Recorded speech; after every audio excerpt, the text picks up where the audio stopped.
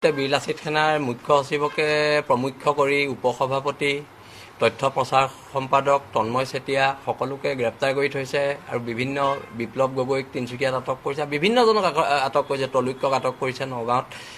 আৰু এই যিটো আমাৰ ওপৰত চৰকাৰী হেঁচা পৰিছে, ইয়াৰ মই মুকলিকৈ চৰকাৰক আহ্বান জনাইছোঁ যে সকলো সৈনিকক অতি শীঘ্ৰে আপোনালোকে মুকলি কৰি দিয়ক আৰু অনাগত দিনত জাতীয় জীৱনৰ স্বাৰ্থত এখন ঐক্যবদ্ধ সংগ্ৰাম হ'ব। আৰু বীৰ লাচিত সেনা অসমক, যদিও আমাৰ কিবা ভুল হৈছিলে, অসমৰ মানুহে আমাক নতুন ৰূপত পুনৰবাৰ দেখিবলৈ পাব, অটল অদম্য অজয়ৰ ৰূপত দেখিব পাব। আৰু বীৰ লাচিত সেনাৰ যিটো সত্তা, বীৰ লাচিত সেনাৰ সত্তাটোত কিছুমান সন্দেহযুক্ত মানুহ সোমোৱাৰ আমিও তথ্য পাইছোঁ। আৰু যদি সন্দেহযুক্ত মানুহ আছিলে তেনেহ'লে আজিৰ পৰা বীৰ লাচিত সেনাৰ যিকোনো সদস্য হ'বলৈ হ'লে 3 প্ৰজন্ম খিলঞ্জীয়া হ'ব লাগিব। সেইটোৰ ওপৰত বীৰ লাচিত সেনাৰ স্থিতি স্পষ্ট। আৰু বীৰ লাচিত সেনাই অনাগত দিনত অসমৰ থলগিৰি মানুহখিনিক লৈ এখন ঐক্যবদ্ধ সংগ্ৰাম কৰিব। এখন সংগ্ৰাম ভাষা বচোৱাৰ সংগ্ৰাম, এইখন সংগ্ৰাম জাতি বচোৱাৰ সংগ্ৰাম হ'ব আৰু এইখন সংগ্ৰাম অসমৰ মাটি বচোৱাৰ সংগ্ৰাম হ'ব। আৰু অনাগত দিনত এই সংগ্ৰামখন চলি যাব।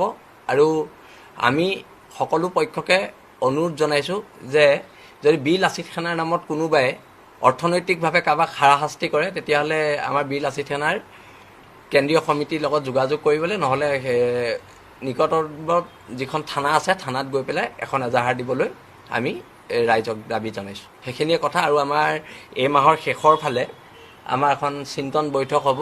আমাৰ সমগ্ৰ অসমৰ সৈনিক গুৱাহাটীত উপস্থিত হ'ব আৰু তাতে আমাৰ পৰৱৰ্তী কাৰ্যপন্থাৰ ওপৰত আমাৰ সিদ্ধান্ত হ'ব। আৰু আমি সংবাদ মাধ্যমক চিন্তন বৈঠকৰ পিছতে এই কথাখিনি জনাম।